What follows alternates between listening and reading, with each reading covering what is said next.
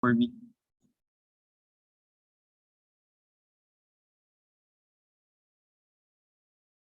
All right. Okay. So we're going to debate the second one about the global minimum tax rate. All right, cool. So without further ado, I think let's call PM. You're here.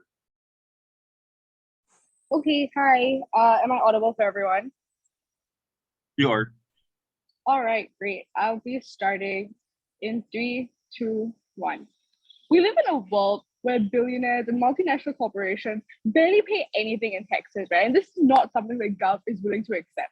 We think that in status quo, the problem with large corporations is that they're able to earn like literally millions in revenue and give less than nothing back. And the problem with this is the majority of the countries where these like MNCs try and set up shop are a lot of developing nations. And the problem with this is that they are largely like these countries are incentivized and kind of coerced into having very low corporate tax rates, which is, in terms of like being able to provide jobs, what they want to do is invite these corporations to come into their countries, set up shops so that their nationals are able to like have better options for jobs, have more jobs offered to them. And we think that this has become like a very exploitative relationship in the sense that these corporations now basically come into these countries and use their resources while nothing actually goes back here, right? All that they're able to do is maybe provide jobs, but in terms of the long-term effects of this, right? Ultimately, what happens is that people are not really going to get any it doesn't really go back into the economy of this country, which means that in the long run, you're not able to improve on infrastructure, you're not able to improve the education system, the welfare available for people who actually live in this country, who work for these companies that are basically coming in and taking up the labor in these areas. We think that this is like highly important, right? And we're not okay with this, and we don't want this to continue happening. And we think this is why it's completely justifiable and actually a good thing to implement this kind of like a global tax rate. So the first thing to really understand about this is that ultimately when you create a global tax rate, this becomes kind of like an international standard that everyone has to abide to. And that's why we kind of think that like, in terms of feasibility, people are going to buy into this and agree to do this.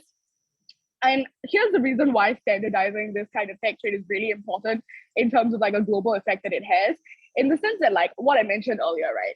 These corporations, when they come into areas like this, are very much like the powerful person in the equation, right? Which means that they're able to have like a lot of bargaining power over the country that is hosting this new corporation.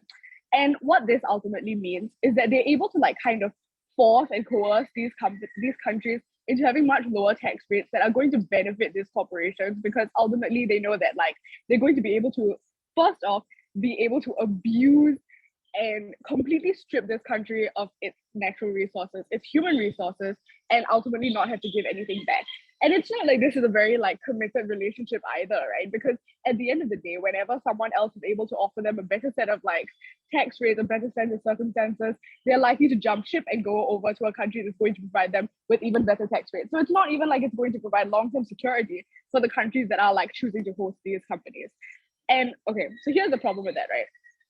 What this means ultimately for people who live in these countries and these countries themselves is that like you have to have like very low tax rates in order to kind of incentivize any company to pick you to come and set up shop with you. And that's why this standard tax rate is ultimately going to help in this sense, in the sense that like when it's a standardized when it's a standardized expectation that companies are going to have this 15% tax rate, what that ultimately means is that there's less pressure on like developing nations to have to abide to like the wishes of MNCs just to be able to attract them to your country. Sure, I'll take a POI. If you have one. No? Yeah, sorry. What then is the incentive for developing nations to attract MNCs and foreign direct investment? At the end of the day, right, we agree that yes, MNCs are able to provide jobs, and it's an important thing for individuals working in these countries to have employment. And we think that's a good thing. We think the exploitative relationship that has come about as a result of this kind of like as a result of this kind of investment into these developing nations is like the predatory part of these like MNCs, right? We think that this kind of a policy ultimately means that you're able to control the way that the MNCs are going to otherwise be able to exploit the developing nations, right? And this comes in the form of something called capital flight. The idea behind this is basically just that, like, because these large MNCs are earning money by exploiting the resources of a developing nation, the fact of the matter is that nothing ultimately goes back into the developing nation, right? Besides the fact that like you're able to provide employment, that isn't the be all and end all of like everything that these MNCs should be able to do for these countries, right? And this is kind of a principled idea, right? When you are taking so much from the countries, you have like an obligation back to these countries to be able to give back, right? And we think that like in the sense that we are able to implement this kind of a tax rate in the long run, this is going to be far more beneficial in the sense that like this means that you're ultimately fulfilling that like obligation that you should have in the sense that you have been exploiting this country for years to ultimately give back something, right? And we don't think that this is going to like completely convince these MNCs to like pack up and like leave completely, because at the end of the day, it's still very much possible for their home countries to top up the tax rates that they are not going to be paying, right? And at the end of the day, what we think this does is you ensure that the capital flight doesn't take place, right? Understand that like in status quo, what happens is these MNCs abuse the resources of a country, and then all the returns and the revenue that they earn from this country that should have in some way gone back to being able to help this country build its infrastructure, to build its education system so that their people are able to uplift themselves from the status that they're currently in. Instead of that happening, all of this profits just goes back to the developed nation that this country is based, that this company is based out of, right? We think this is like highly problematic in the sense that principally we can't allow this to continue happening, because the 15% tax, right, ultimately isn't going to cover up for all of the money that like could have been returned to these countries that, you know, has been like robbed from them basically. But what this 15% tax rate does is you are able to ensure that it's going to buffer them, right? So that there's still an incentive for these MNCs to want to set up shop in developing nations so that they're able to provide the kind of like employment that they currently do. But at the same time, we also need to protect the interests of the developing country that is, you know, kind of blinded by the idea of like, we need to have more corporations come in so that our people have jobs, so that we are able to like benefit from this. And the only way that we're able to accrue the benefits that they actually want to do, like actually want to achieve in the long run, is to actually allow like these corporations to be taxed within these countries, right? And we think for all these reasons, we're very, very proud to propose. All right, thank you for that affirmative team. Now to open the clash, let's call negative team.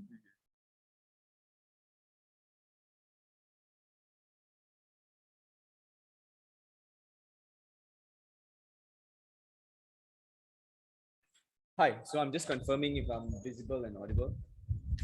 Yep, visible and audible on my end. So there's no like fan sound, right? Nope, it's clear. Okay. Thanks. Okay. I'll start my speech in a bit.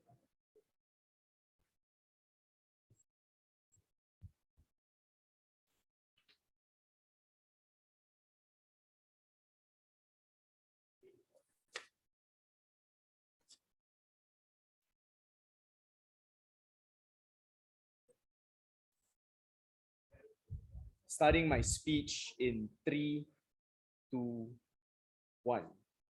Panel, blanket policies, especially those of financial and tax policies, may seem like a benefit to every country, but at best, it works as a cog for the capitalist system that only benefits developed countries while leaving developing countries in the rut.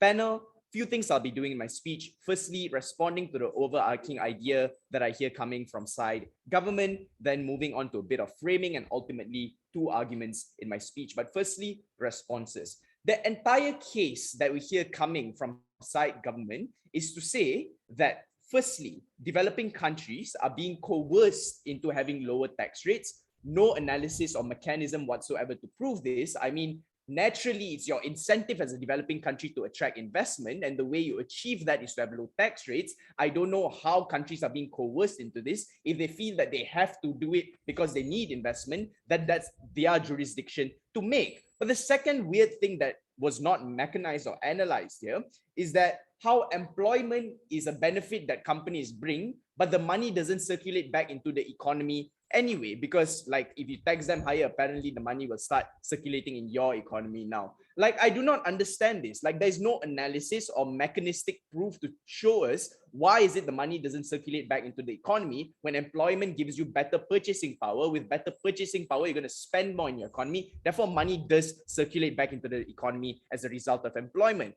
I will also be giving a more overarching response about how most of the time developing countries, actually not most of the time, all of the time, developing countries are the ones who are going to be incurring the cost of increasing tax rates. When tax rates go up, it is important to note that prices will also go up because it's not going to come without response from the corporations in any way whatsoever. If it's not tax avoidance, it's going to be prices going up. And maybe your LA gym bro who can like drink Starbucks every day can probably afford these prices, but the laborers in these developing countries, the people who are struggling to make ends meet, local corporations in these developing countries are the ones who are going to struggle. Another example on tariffs, where if American products sold in American economies, they're not going to be incurring any tariffs. But if an American product, for example, an American car is sold in Malaysia, that's a 200% tariff rate, which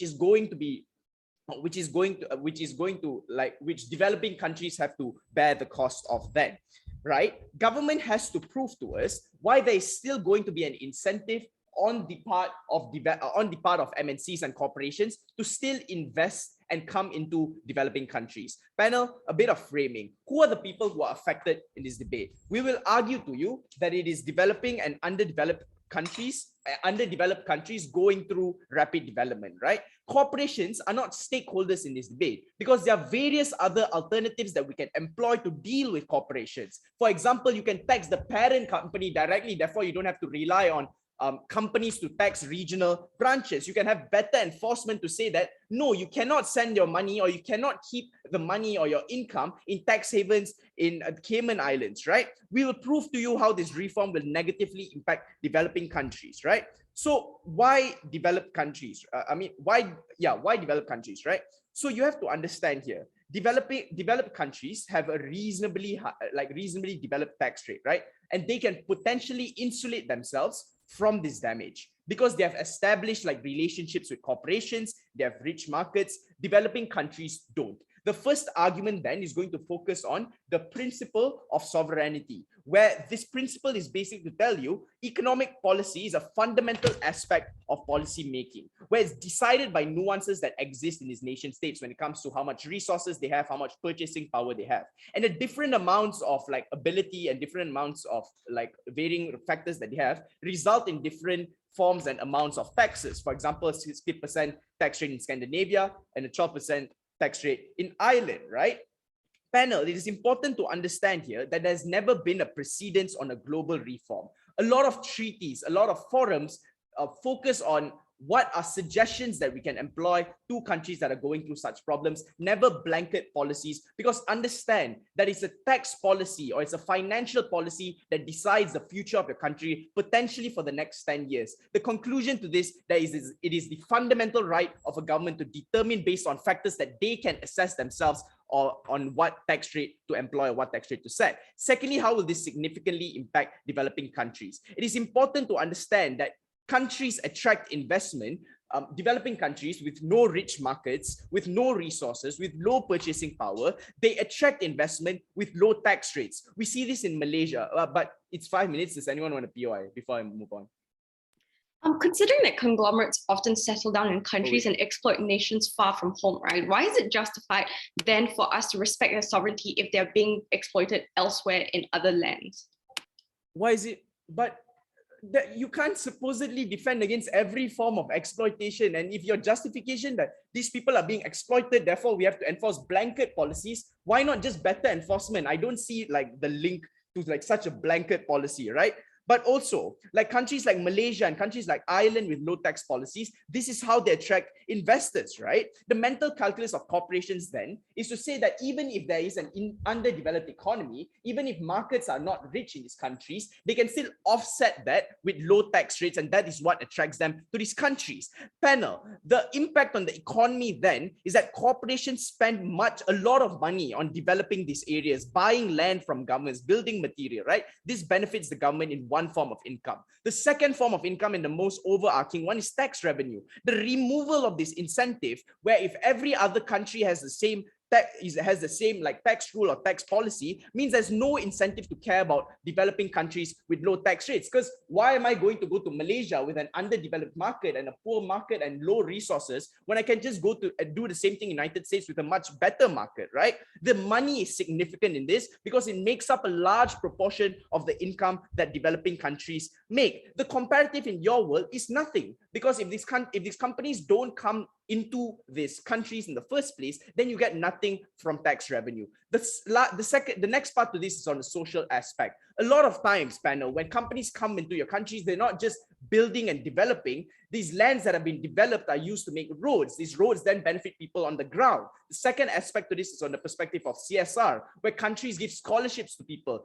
Countries help individuals on the ground when they provide you with jobs, when they provide you with salaries. These are all things that can only be achieved in the event that you have a MNC and you have a corporation stepping in to tell you, we will invest in your country. You take away this ability from developing countries. You take away their ability to sustainably develop. Now been prouder to oppose. All right, thank you for that negative team to support the case of Gov. Let's call Deputy. You're here.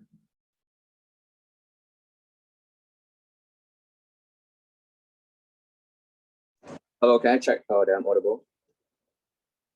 You're audible. Okay, I'll let my POIs in chat, please. Okay, I'll start soon.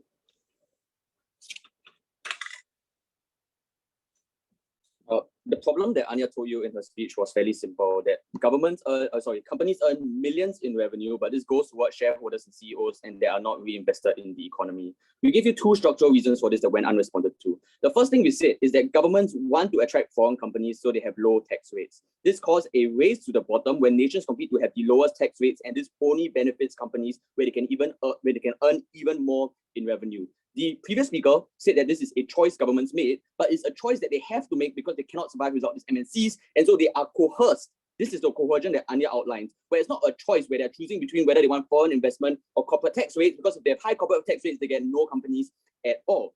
The second thing we talked about was political lobbying and capture, when large companies finance the campaigns of politicians so that they're forced to give them low corporate tax rates. Companies that are too big to fail have a lot of political influence, so governments have to give in and have low corporate tax rates. That is direct coercion, where these companies are literally controlling the democracy and the politics of the countries, forcing them to have low corporate tax rates. This is not a choice the governments are making. This doesn't just happen in the developing world, where there's a weak democracy and weak regulation. It also literally happens in developed nations like America, where in the American Legislative Exchange Council, companies literally write the bills that are proposed in Parliament. The problem then is corporate tax rates are chronically low, and this has resulted in the amassing of wealth in the billionaires that we see that are leading these companies. They have not provided a solution to that. Why is corporate tax revenue uniquely important? Compared to all other streams of revenue, corporate tax revenue is numerically the largest because corporations earn millions upon millions, if not billions of dollars. This is a lot of money that could crucially be spent to social welfare, social spending, infrastructure, and crucially for developing economies, reinvesting in the economy. For developing economies, the important thing for them is being able to progress our primary and secondary industries. In order to do that, they need to reinvest in their tertiary sectors. The only way they can do that is through money. They do not get any money now because all the money is leaking out of their economy, which I'll explain later. But specifically for developing countries, I'm going to give you even more reasons why corporate tax revenue is important. The first is that they often have weak income tax rates because most of the people there are low income earners. The second is that there's informal economies, meaning that it's very hard for you to collect income tax revenue. And the third is that the economy is not diversified. All of this shows that corporate tax revenue is uniquely important to the government, and we must secure this. Why is this going to be effective? Three reasons. First, the international norm that corporate tax is 15% creates a normalizing effect for this is how countries should decide their tax policies, and therefore becomes an accepted norm. The second, countries can point towards this international standard to justify their tax policies, so companies are not negotiating with governments anymore. They are negotiating with this international and institutionalized standard. The third, we imagine this to be upheld by international institutions. Countries have an incentive and countries have an incentive to opt in, and companies have an incentive to abide by it because they don't want to defy a literal international norm and be seen as a pariah. Even if countries individually lower their tax rates, they don't lose tax revenue because the home country will top up the balance. So recognize that we no longer put these developing nations in a catch-22 situation where they have to choose between having low corporate tax rates or having high corporate tax rates or having foreign investment. They're able to get both now because the home country can top up the rest even if they have low corporate tax rates. The claim they made is that now developing countries will leave, now these multinational corporations will leave developing countries. I have 6 reasons why these companies will not leave developing nations. The first, cheap labor is extremely important to their operations. Being able to access cheap labor is important for them. The second, being able to access natural resources is also important for their operations, and so they have an incentive to locate themselves near to natural resources. The third is that they want to be located closer towards consumer markets, so there's a lower transportation cost. The fourth is that market situation in developed countries means that they need to access new markets, therefore they're likely to move towards developing countries. The fifth is that being able to set up decentralized supply chains is imperative in the COVID-19 era, where supply chain disruptions are everywhere, meaning that having shorter supply chains and nearshoring is extremely important for multinational corporations. And the sixth is that there's already a sunk cost. Factories are already built, so they're not going to start uplifting themselves once this global tax rate is implemented. These are 6 reasons why companies still tend to benefit a lot. Even if the tax rate is 15%, they're likely going to accept the 15% in order to get all of these benefits, which are huge for these companies. Now let's talk about developing countries. The principle we gave you was that these companies ravage the environment of these developing countries, exploit their labor, and don't pay them much back. They owe a reciprocal duty to the state because they've benefited from the business environment and the legal infrastructure. The only response we've heard was, oh, but they pay wages, or oh, but they provide opportunities. This is not commensurate or proportional to the amount of devastation that they have caused towards the environment or towards these countries. We think they need to pay their dues. This is a principle that they have not responded to. The next thing they say is, but people are earning income, so the money already circulates back. The first thing to point out here is that multinational corporations literally earn billions in profit, and a small fraction of that goes towards paying their labor. The money that is circulated back into the developing nation's economy is only a small fraction of the billions of dollars they're earning in profit. The rest goes towards shareholders and are not reinvested into the economy. This is the capital flight that Anya talks about. Given that specifically this is the problem, that's why their reform doesn't work. This is why all other alternatives doesn't work, because the specific problem is the profits being channeled back to the shareholders in the home country and not being reinvested in the economy. They are taking the developing nation's resources and labor, earning money off their resources and labor, and sending it back to the home countries to line the pockets of the CEOs and shareholders, and paying a small fraction of that to the workers and saying, here, we have done our obligation, we have already done our dues, we have given you $100 a month, here, we don't have to pay anymore. We think that this is unacceptable. The next thing they say is prices go up, so this hurts the most vulnerable. The first thing to point out here, like they say prices will go up and think that this is a harm. The first is that companies have large profit margins, so they are able to absorb the cost of the increase in tax. The second is that companies won't set prices high because if people cannot afford their goods and services, they get no revenue. Prices already in status quo are set based on the purchasing power of the population. Therefore, it's unlikely that prices become so exorbitant that no one can afford them. This is an imaginary harm on their side of the house. The last thing they said is about sovereignty. It is somehow important for people to decide their economic tax policy. This is a response, right, against the entirety of the EU Union, where there's a common economic policy, right? Like there's a common financial policy. Clearly, we've seen this work in certain systems. We're just applying it here in this situation. But furthermore, we've given you reasons why this is likely to work. The first is that we can't let countries use this sovereignty because the sovereignty has been captured by the corporations, right? There is no sovereignty in status quo because democracies are not deciding on these tax rates. They are being coerced by politicians and political lobbying. The second thing is that the exercising of this choice has resulted in a race to the bottom where developing nations fight to have the lowest possible tax rate that only benefit countries, or the creation of tax havens in the developed nation. But the third is that countries can decide this tax rate, right? The Infoslide says that they can decide whether they want it 15% or not. So there is some exercise of sovereignty. We allow them to decide from the 0 to 15%. They needed to impact why countries need to decide 0 from 100% for all. And I just want to point out, right, that their exercising of choice only works downwards. They only explain why it's good for people to decide lower tax rates. We can allow people to have lower tax rates on outside of the house because that's the Infoslide.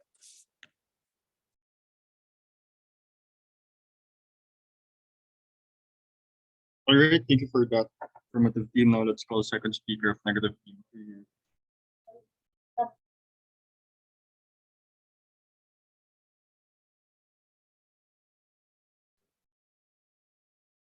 Muted, right? Hello, I hope I am visible and audible. Yep, visible and audible on my end. Okay, great.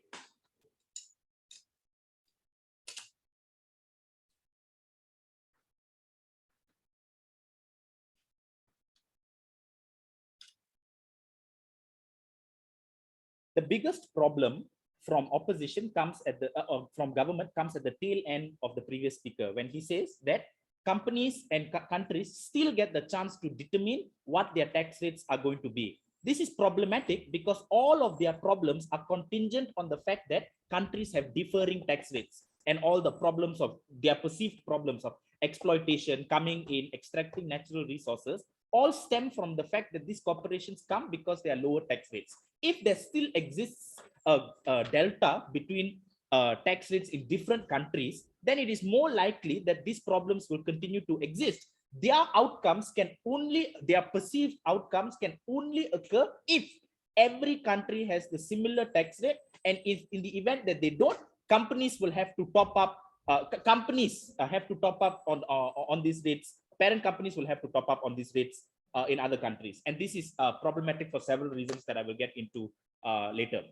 The first response I want to make is on this idea of exploiting resources and exploiting resources. The question I want to ask is, what is going to change? On their mechanism, they tell you that corporations will just accept this 15% and not say anything in response. They will not increase their prices because people cannot afford a price hike. They will not lower salaries of these individuals because they don't want to, for some reason, to offset the cost. They will not do anything to regain revenue and to generate profit. That is illogical because that is not how companies that operate on a profit work. They consider all of these things, and the primary focus has always been to increase revenue, cut costs. There's never been an indicator to say that they don't raise prices in these developing countries because they believe that people cannot afford. They don't care. They will raise these prices because these items are necessary. These items are ingrained into the populace belief of what these things are. So it's very unlikely that they are not going to do anything in order to offset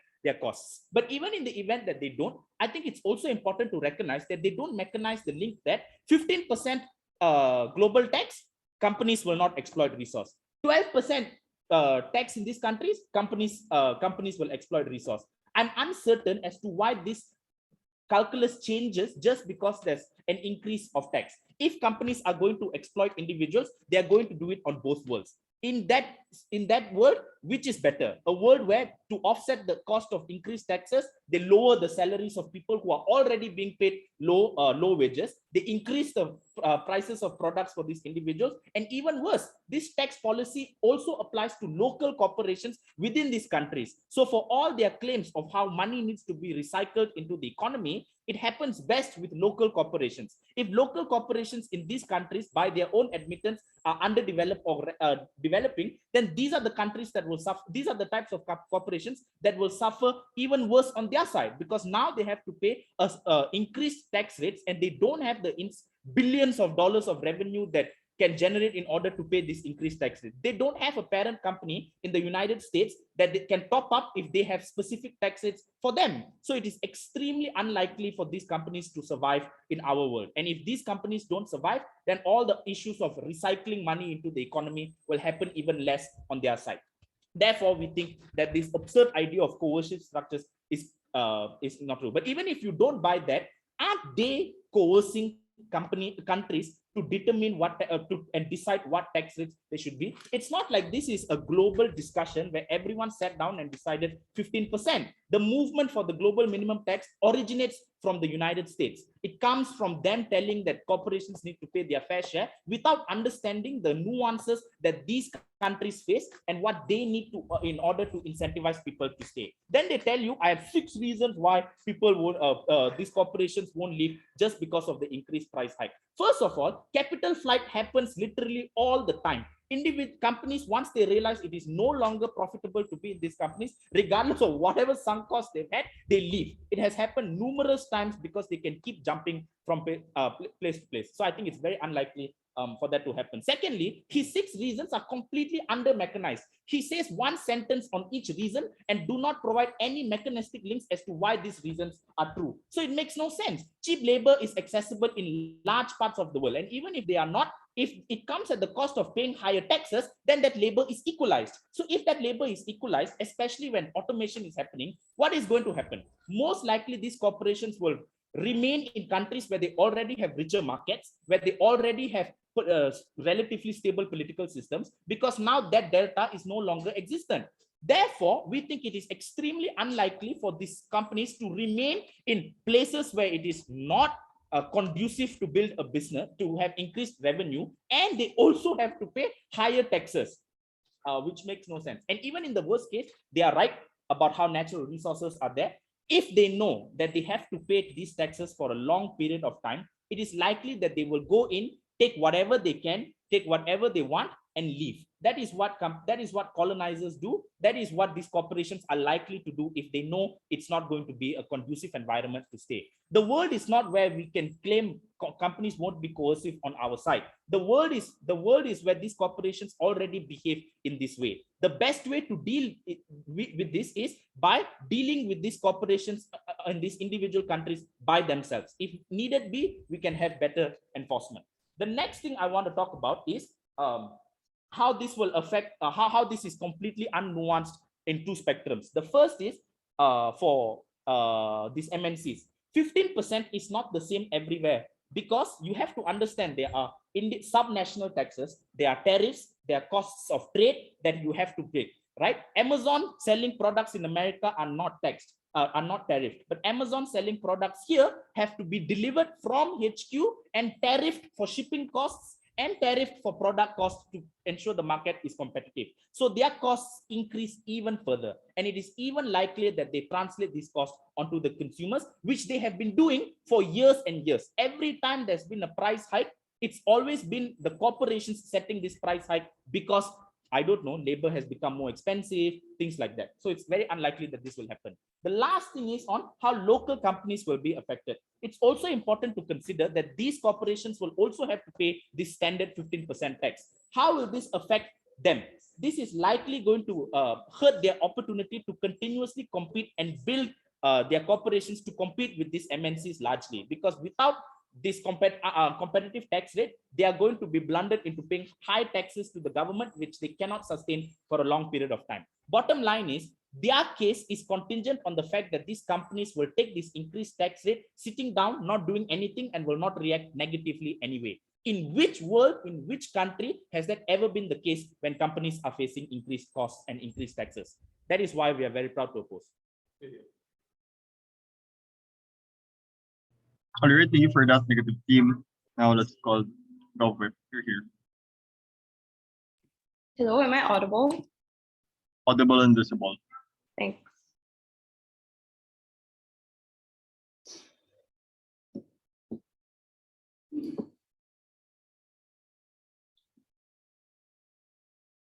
I think opposition's blatant disregard for the exploitation that happens in lesser developed countries shows precisely the kind of relationship that these large conglomerates and corporations have with LDCs, right? It's one of parasites, that they leech off the resources and labor of these LDCs while pocketing the money and accumulating the wealth for these billionaires to become richer and remain rich in the top 1%. And we think this is extremely harmful.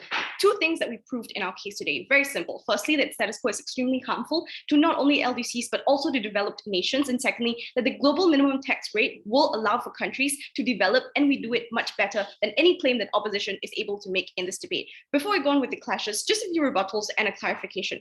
First of all, right, they asked us, what exactly is a delta on-site proposition? I think, first of all, we just need to be very clear that inside Gov, we don't actually need to defend 15%, right? What we're saying is that we're going to set a minimum standard tax for every corporation and every country to follow, right? Which means that it's a standardized minimum tax rate for everybody. I don't think it's necessary for us to defend that all corporations or all conglomerates are going to be happy about this, right? We're willing to say that we support the movement and the adoption of this globally for all corporations to follow. But second of all, I think we've given you enough reasons, and we've all given you enough mechanisms for why this is going to happen, right? Of why there are still incentives for these corporations to actually still invest in less developed countries. I don't know why they were blatantly dismissive of the 6 reasons that Cavan gave you, which firstly, things like geographical locations, right? Because just being in that country alone and being able to physically be there and locate yourself and make sure that you're more accessible to the market that you're trying to sell to is an important thing, right? Things like market penetration, where you want to make sure that you're the first to actually start up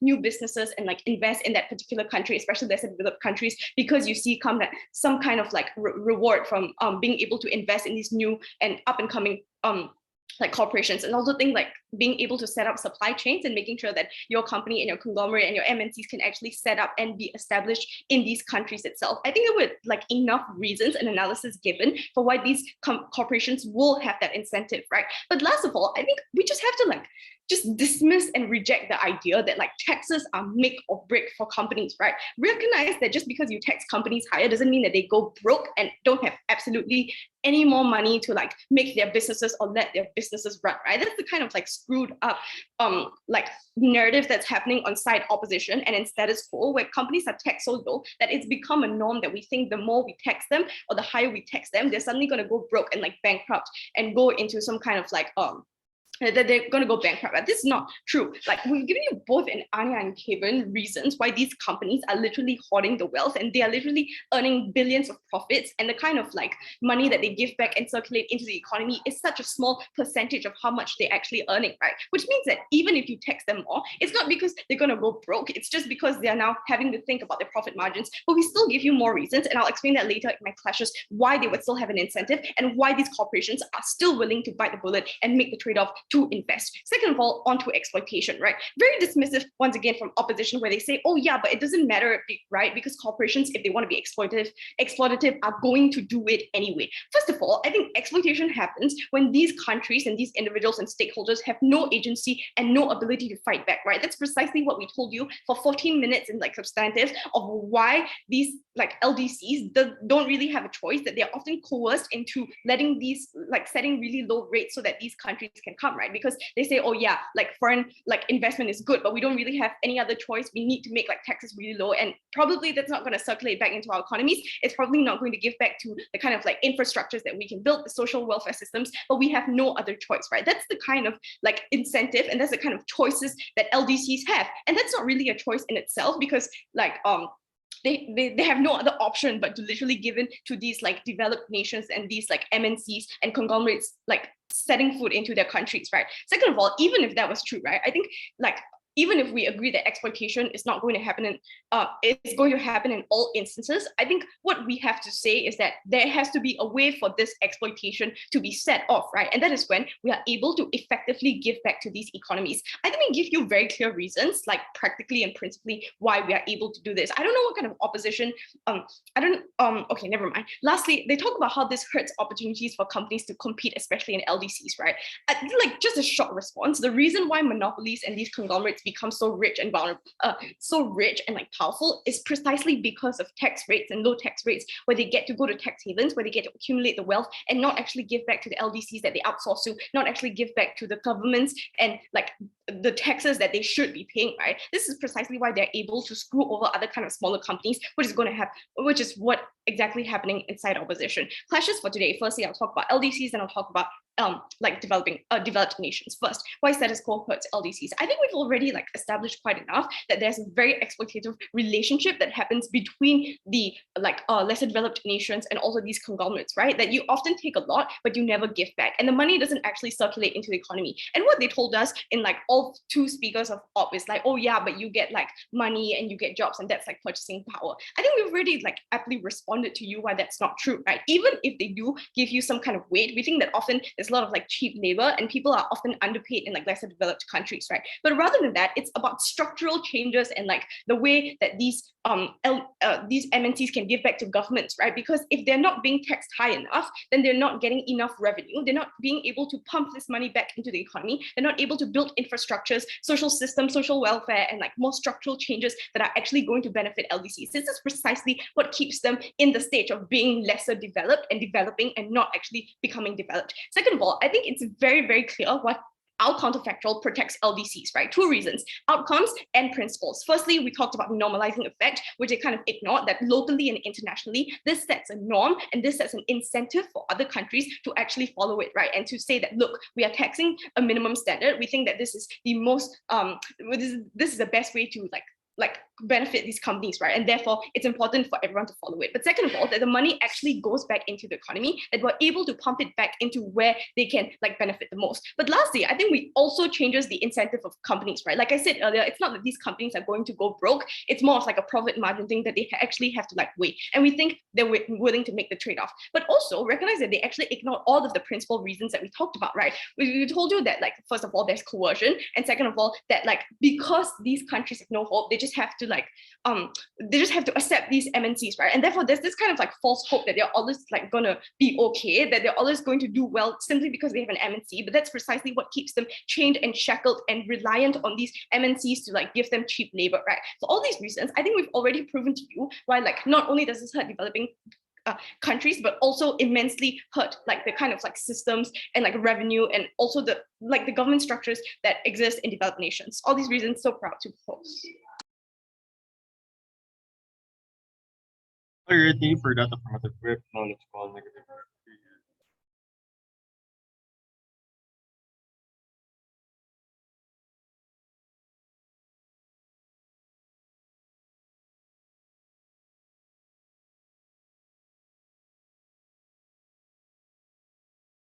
Hi, am I visible and audible? Yep, visible and uploadable.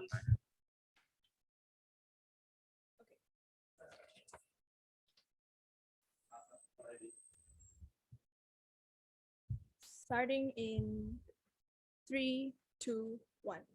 Two things I'm going to talk about in my speech. Firstly, on the principal clash. Secondly, on which side are developing countries better off. Firstly, on the principal clash, there's the main contention from government bench suggests that coercion is something that is extremely problematic and happens due to the fact that MNCs can exploit the low tax rate that developing countries have. A few responses to this. Firstly, I think this does not at all dislodge our principle of sovereignty, because our principle of sovereignty is based on the idea that people vote for governments, or at least they choose the governments that they want, and these are the governments that set these policies. So I don't think exploitation is enough of a reason to dislodge sovereignty as a whole. The second response that was completely unresponded to is the fact that there's no precedence. I think the only analysis that kind of responds to this is the idea that this becomes an international norm. But I think this is even worse, right? Firstly, there's no precedence of an international norm becoming a code, like a law that countries should follow, right? So the most is like a regular guidelines that countries consent into agreeing upon. And even in status quo, when there have been negotiations between countries and whether like the minimum tax rate should be increased for corporations, a lot of countries do not consent to this as well. I think even if it is true, I think this coercion is likely to be symmetrical, if not worse, on the side of government. A few reasons why. Firstly, on the international scale, countries that are more likely to lead these negotiations are countries like the US. These are developed countries that have always impositioned their ideals and their ideologies upon developing countries. This coercion is likely to happen in a greater scale because now they're literally deciding the tax rate for corporations in your country. But also secondly, even with negotiations, countries still disagree. But if it becomes a norm now, this coercion forces these countries into accepting it, because now they feel like there's going to be backlash from these developed countries, especially when developed countries have an incentive to ensure that developing countries do follow this tax rate. But thirdly, on the imposition of developed nations and on developing nations, we think this is just abhorrent, like on a principle level, and should not be accepted at all. I'll deal with how this leads into exploitation in the second part of my speech, but just bringing back the principle on our side, why win this clash. We think sovereignty is one that's extremely important because countries have the knowledge and the proximity to the conditions of the people of their country. Lower tax rates don't simply exist for the purpose of attracting MNCs and FDIs,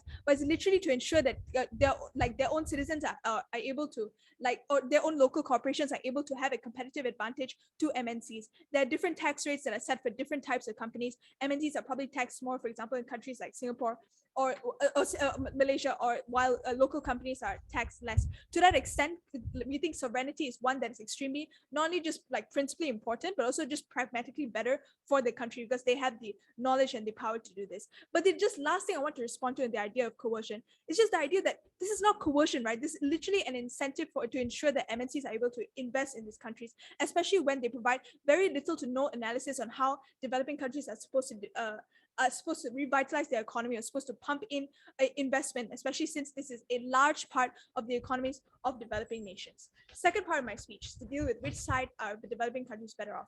A few things I want to respond to inside government. The first thing to tell you is MNCs are extremely exploited. That's fair, but I don't see how a higher tax rate is going to regulate exploitation in any shape, way, or form. I think it just being extremely charitable to government, right? A higher tax rate means you get more revenue from these corporations. This does not offset the exploitation that happens in corporations. In fact, the comparative is on your side. It's more likely that exploitation increases to a greater extent because now corporations have an incentive to have an incentive to offset the higher tax rate, right? what does this look like? This simply looks like laying off people because now they're reporting lower profit. They accumulate lower profit, right? This looks like raising the prices of their goods and services. Of course, it won't be to the extent that government talks about, where it's impossible for people of the developing nations to purchase goods and services. That's fine, but it's still going to be much higher. And this is like relative to the income or the purchasing power that people in developing countries have. And it's still going to be extremely problematic for these people who now have less access to goods and services from MNCs. The second thing I want to respond to is their whole contention that jobs aren't really important because these jobs are exploitative, they don't pay as much. I think firstly, what government fails to understand is that cheap labor can probably be accessed everywhere. It's just slightly easier in developing nations. If this means that now in developing nations, they lose the incentive of lower tax and they can still get cheaper labor elsewhere, it's more likely that they're less likely to invest in developing nations in the first place. But also secondly, the worst type of jobs are more likely to be automated on outside the house, right? So if your low paying jobs are extremely exploitative, these are jobs that are probably going to die out in the future anyway. So I think like what this means is that people from developing nations are more likely to access jobs in MNCs that are slightly higher paying, or at least like semi white collar, if that's even a term.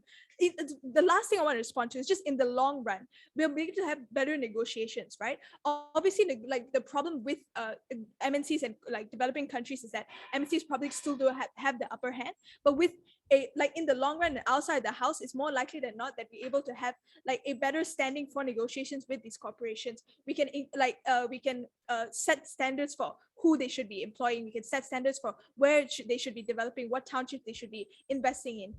These are all just instances where we are able to get things better off in the long run.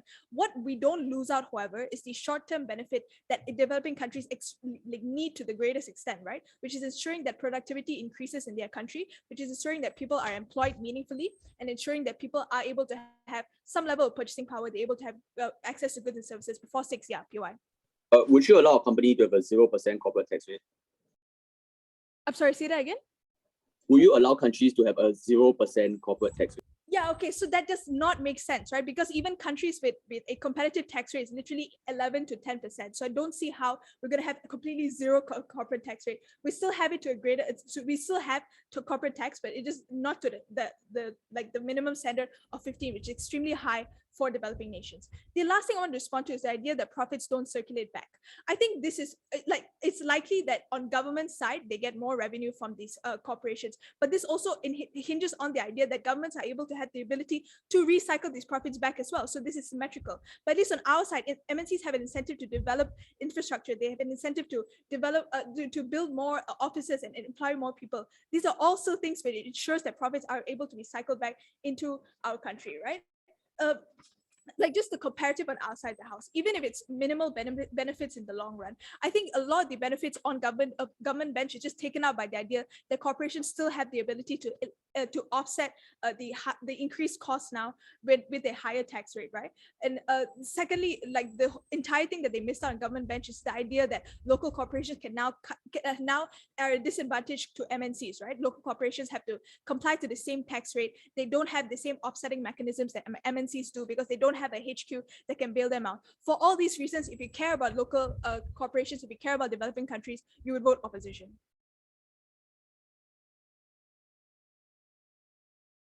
All right, thank you for that negative. Now let's call it negative reply.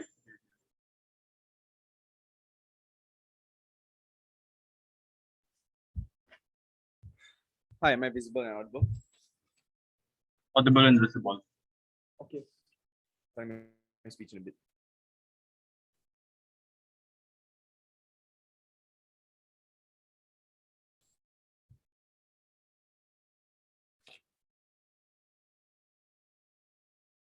Starting my speech in three. My bad. Starting my speech in 3, 2, 1. Panel. All of government's benefits are contingent on these companies staying in these developing countries, on them continuously deciding to invest in these developing countries. They needed to prove to us two things here. Why companies will still stay, which I think is largely still unproven. But secondly, how development can take place better. Because the only analysis we ever hear to this is corporations are horrible, they make too much profit, we need to change that. that is not a good enough reason if the people who are going to be bearing the cost of this increased tax rate as a result of corporations staying profit incentivized are the people you claim to defend on your side. Panel, two issues in my speech today, which will point out to you who the clear winner is in this debate. Firstly, on the incentive of MNCs to operate and invest in developing countries. They started off their case to say that a lot of times, or all the time, what happens is a coercive tactic that is employed by MNCs so that LDCs or developing countries lower their tax rates. Panel, it is not a parasitic relationship as what they paint it out to be. This is a necessity for countries. This was a necessity for South Korea after World War II. This was a necessity for Japan after getting bombed. This is a necessity for Singapore after being colonized. Countries realize that outward or external investment from MNCs especially is something that they need to protect for the sake of their development and for the sake of their people. And if it means getting lower tax rates for a long-term benefit that we can better access in our world when it comes to jobs, when it comes to the economy, when it comes to sustainable development, that is a world we are proud to defend. But also on principle, I think we still stand because we've clearly proved to you which side is being more coercive here. Is it the side that claims that MNCs are being coercive, therefore set a global tax rate for every single country to follow, regardless of whether or not they're developing or developed? Or is it the side that tells you that countries, developing countries, are the one that suffer as a result of this? Tax policies and financial policies and economic policies are empirical to a country's development. Therefore, it should be decided and assessed by the home governments themselves because they can see their situations best. But they tell you that corporations will come in anyway because of 6 reasons, which were labor, natural resources, located markets, and sunk costs. Panel, all of this is contingent in them seeing in this MNCs still seeing an investable future, understanding that the global tax rate is now uniform. What is the incentive for me to invest in an underdeveloped market? What is the incentive for me to continue to offer paying jobs to these countries if I can access a wider market in developed countries? It was largely unresponded to. But we also had 2 responses to labor. Firstly, cheap labor is accessible and everywhere. It's just because of easily exploitable natures that we do it in developed countries. But also on the basis of automation, right? Because now all these low-paying jobs are going to be disintegrated. And so at least we give an opportunity to people in these developing countries to work in white-collar jobs. Secondly, on the impact on developing countries, and this is where it's important, panel, we talked to you about how revenue is going to be impacted on the basis of expenditure and tax revenue, where these countries no longer have contracting deals with local dealers. But on the second thing, on development, where it comes to social programs that these MNCs have, when it comes to scholarships, right? These are all important factors that a country needs in order for development because this helps the people. But on also, importantly, on small businesses and corporations, right? Because if your uniform tax rate is going to affect every single corporations, you claim that this is not going to make them broke. 15% might not be a lot for Amazon, but 15% is a lot for the kopitiam owner who owns a store by the street. These are individuals that are going to suffer at the expense of you protecting some weird economic identity. Therefore, you will lose out in the big picture. You tell us jobs are not important because a lot of these times money doesn't circulate back into the economy, largely unmechanized and unanalyzed. Panel, we win this debate solely on principle, but more than that, we win this debate on the basis that we protect the development of developing countries and we protect their sovereignty and we protect their identity. Never been prouder to oppose. Thank you for that negative reply. Hello, am I audible and visible? Audible and visible. Okay, I'll start my reply speech now. The first thing they said is that companies will leave. We gave you 6 reasons why there will still be market opportunities, which means that even with the 15% tax rate, there's still going to be a profit for these MNCs. So the benefits still outweigh the costs. So the companies will remain. The developed nations, the markets are already saturated. So they want to expand to more consumer markets. So they want to move to developing nations. With COVID-19 supply chain disruptions, it's important for them to have short supply chains. So they want to locate manufacturing facilities in the developing world. These things don't change. And these things are huge benefits that they are willing to pay 15% of their profits for. But I also want to point out that the previous speaker, or like maybe the 2 speakers ago, said something like the lowest tax rate in the world is 12%. So they are literally saying that when you increase the tax rate by 3%, companies will somehow pack up and leave. They will somehow shut down all their factories, shut down all their facilities and leave because the tax rate increased by 3%. That clearly isn't going to happen, right? Like they didn't give any tipping point analysis. So we still get foreign direct investment, we still get jobs, we still get business activity because we've proven that companies will remain because 15% is something that they can absorb. The next thing they say is we're going to win on principle because sovereignty is important. The first thing is that like the EU is an example of common economic policy that has worked. But second, their idea of sovereignty is that countries can decide to have low tax rates. And they say it's a good thing that countries can have low tax rates because look at South Korea and Singapore and Taiwan when they were like newly independent. But we told you that this isn't really a choice, right? Like if I were to use like a very technical philosophical term or whatever, it's like a Hobson's choice because these developing nations are choosing between low corporate tax rates and companies or high corporate tax rates and no companies, but no companies means no development. So they really need companies. So they're not making a choice because they want to, but because they have to, not really a choice. But also, like the response that kind of takes down this principle, right, is the fact that countries are not really exercising choices now. We told you in my speech and Anya's speech that these countries have weak democracies, which means that the decision making and policy making is captured by the companies, which means that economic policy is decided by companies. So there's no sovereignty here, it's corporate capture. So with the minimum of 15%, at least there'll be a 15% revenue that goes back to the countries. Their principle of sovereignty creates a race to the bottom. So their sovereignty actually creates bad outcomes for people. So even if they uphold the principle, it generates really bad outcomes because it causes developing nations to race to the bottom, which only benefits companies. They say exploitation happens either ways and we don't fix it. That was never our point. Our point is that we get more tax revenue, which means that you can alleviate the effects of exploitation through social welfare spending, through building more infrastructure, through education and healthcare. So even if people are exploited, at least we get the tax revenue to lower the effects of the exploitation. But we also told you in my speech that the tax revenue can be used to reinvest in the economy, to diversify the economy, to help your SMEs, to help your domestic economy. So if you're able to use all of the tax revenue to develop and escape the secondary and primary industries, then there will be no longer any long-term exploitation. The next thing they say is companies have done enough because they provide jobs and wages. The wages they pay are like minimum wages. How much companies should give back should be proportional, right? This is something we all widely agree on. This is why we tax billionaires and poor people differently, progressive tax system.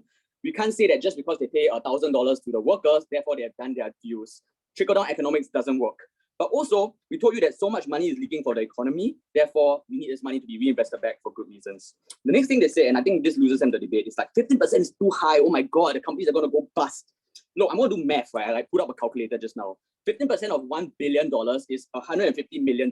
Your company still got $850 million in profit and revenue. Their side gets very low of any of these things because they want low tax rate. Like you stretch their principle, they want lower than 12%, they want lower than 11%, right? So our harm, right, is that taxpayers get paid less in dividends. Like that's the harm that we cop, you know. There's still a $850 million profit margin, and that's only assuming that they earn $1 billion in profit. Most companies earn a lot more than $1 billion. So given that their profit margins aren't hurt a lot, then why would they shut down? Why would they pack up? And why will prices suddenly skyrocket that your kopitiam uncle cannot afford coffee anymore, right? Like all of these things are contingent on your profit margin being hurt significantly, but 50% just doesn't hurt the profit margin that much.